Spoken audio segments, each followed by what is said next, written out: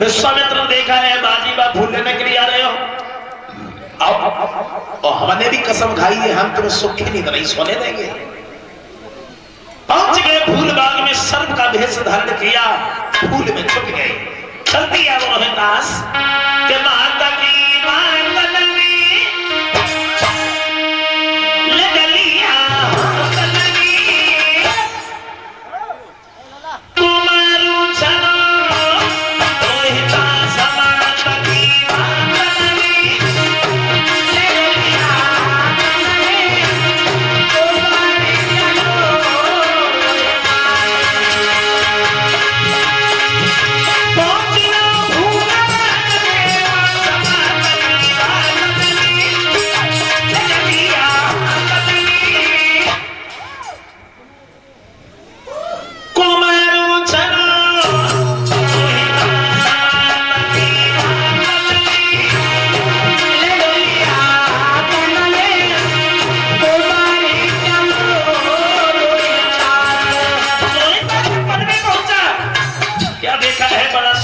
पुष्प है, लेकिन क्या मालूम था उस बच्चे को फूल ये कठिना हुआ, कभी सिया का छिपा हुआ, फूल ये कठिना हुआ, कभी सिया छिपा हुआ, लागी वो दिल में धारिया सदा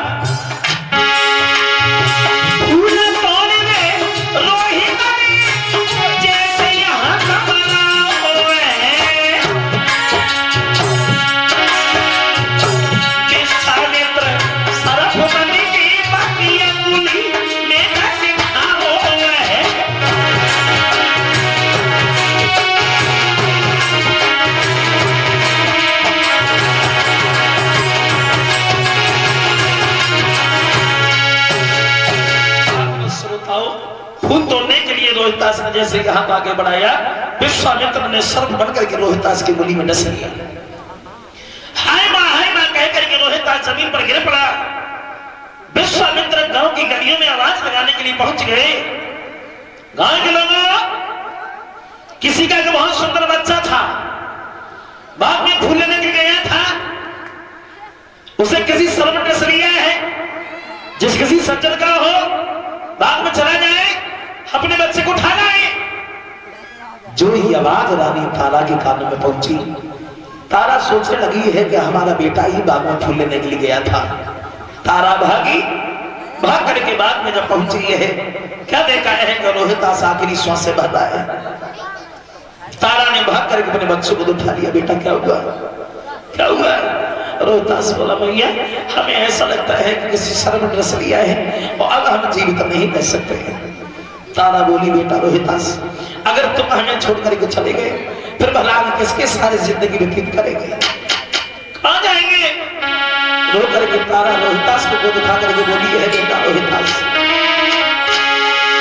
बेटा जरा दुखिया मैया को और तुम तेरे पे छोड़े जाते हो। अब धर्म के मलाह बनी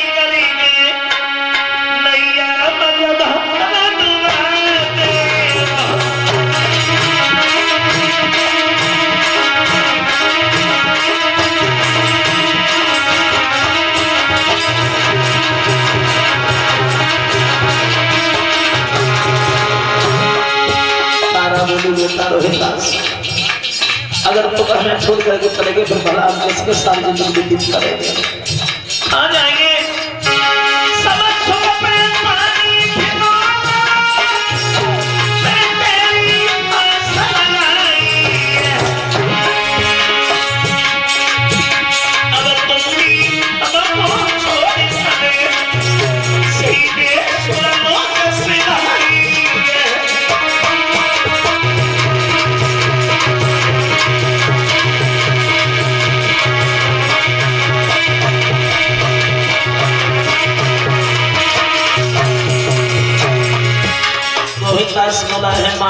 नहीं, संसार में एक बार पर जो प्राणी जाता है तो उसे जाना ही पड़ता है, रोना नहीं। मेरी बात ये दुनिया आनी जानी है, यह नहीं है बात किसी को खोने की रानी है।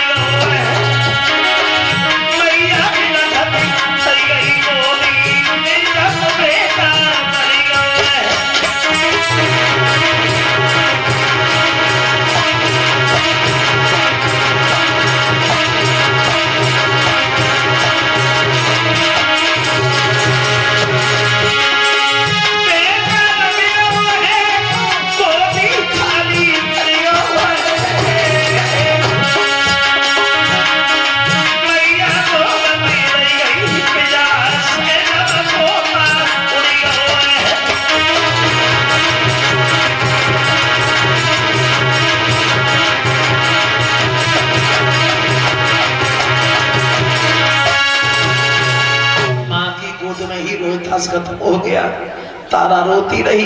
बाकी मालन ने आकर के समझाया है, बहन जितनी जल्दी हो सके उतनी जल्दी तुम अपने बच्चे का अंतिम संस्कार करो। तो देखिए रानी तारा के पास इतना पैसा भी नहीं था जो बच्चे के लिए कफन भी खरीद लेती।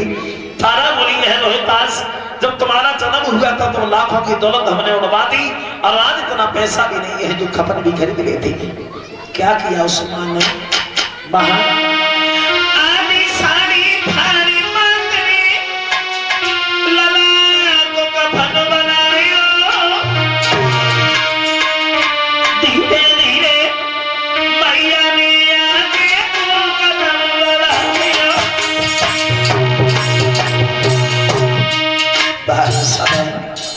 रोहिदास को गोद लेकर के तारा शमशान की जब चली है, पहुंच गई शमशान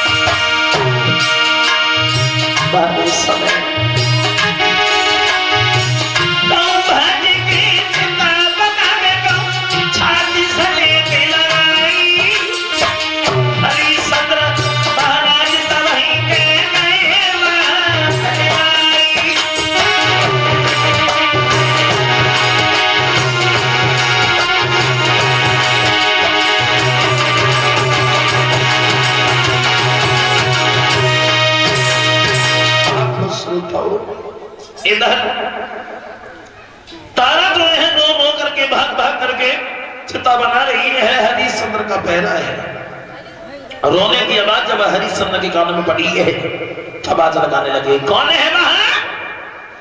दिखाई नहीं पड़ता या किसी का पहरा भी लगता है, कौन है? तारा ने हरिश्चंद्र को देखा, हरिश्चंद्र ने तारा को देखा। हरिश्चंद्र बोले तारा तुम ये कैसे? तारा बोली महाराज हमारे बच्चे किसी सर पर डस लिया है, अपने बच्चे को लगाने के लिए मैं हाथ तक चली आई है। हरिश्चंद्र बोले तारा बिना टका के मुर्दा नहीं जलेगा, पहले टका चाहिए उसके बाद में मुर्दा जलेगा। तारा बोली महाराज आप कैसी बातें कर रहे हो, ये तुम्हारा बच्चा नहीं है, मैं तुम्हारी पत्नी नहीं हूँ। हरिश्चंद्र बोले हैं तारा उस दिन भी तू हमारी पत्नी थी, कितनी बार मैंने तुझसे कहा था कि घर दबा दे, लेकिन तूने एक भी बात नहीं मानी। अब पहले हमें टका चाहिए, उसके बाद में मुर्दा चलेगा।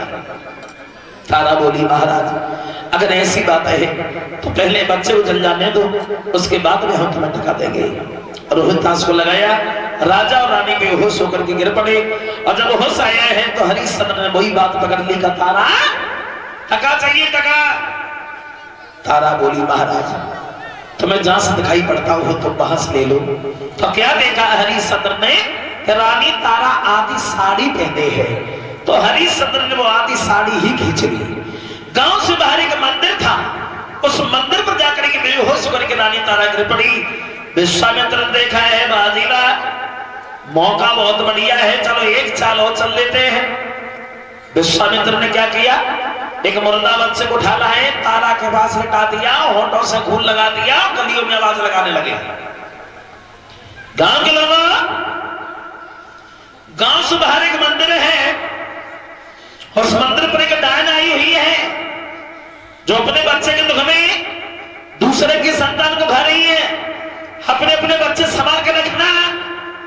आवाज, ये आवाज वहां के राजा से पहुंची। राजा ने अपने मंत्री से आदेश किया, मंत्री ने कालू मेहतर से कहलवा दिया। कालू मेहतर ने हरिश्चंद्र को तलवार दे दी। गांव से बाहर मंदिर है, उस पर एक डायन आई हुई है, तो उसका वध करना है। तलवार लेकर के हरिश्चंद्र पहुंच गए। क्या देखा है कि रानी तारा बैठी है। हरिश्चंद्र बोले हैं तारा तुम तेरा बालक खत्म हो गया तो इसका मतलब ये नहीं है दूसरे की संतान को खाएगी। हमारे महाराज का हुक्म है, हम तुम्हें मारने के लिए आए हैं। तारा बोली महाराज दुनिया के कष्ट कलेश मुसीबतें अब हमसे सहन नहीं होती, तुम्हारे हाथों से अगर हमारी मौत हो जाए तो फिर वही बढ़िया है। तो देखिए हरिश्चंद्र ने तलवार चलाई, और जैसे ही तलवार चलाई है हरिश्चंद्र ने तलवार लेके जैसे तलवार चलाई,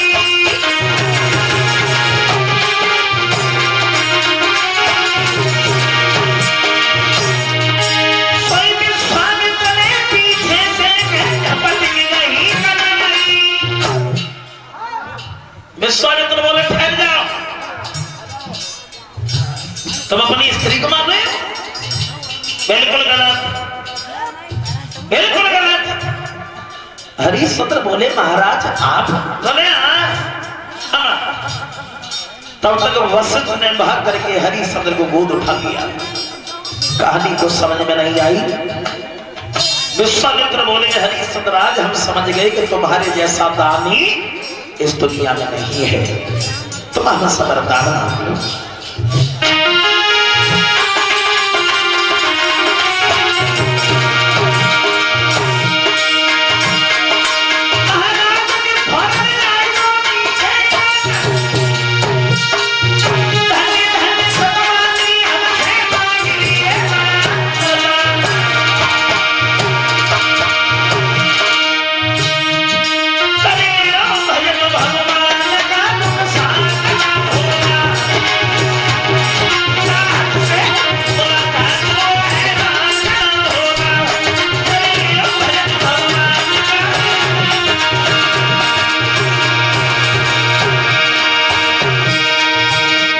साथ 51 रुपया हमें भेंट कर रहे हैं।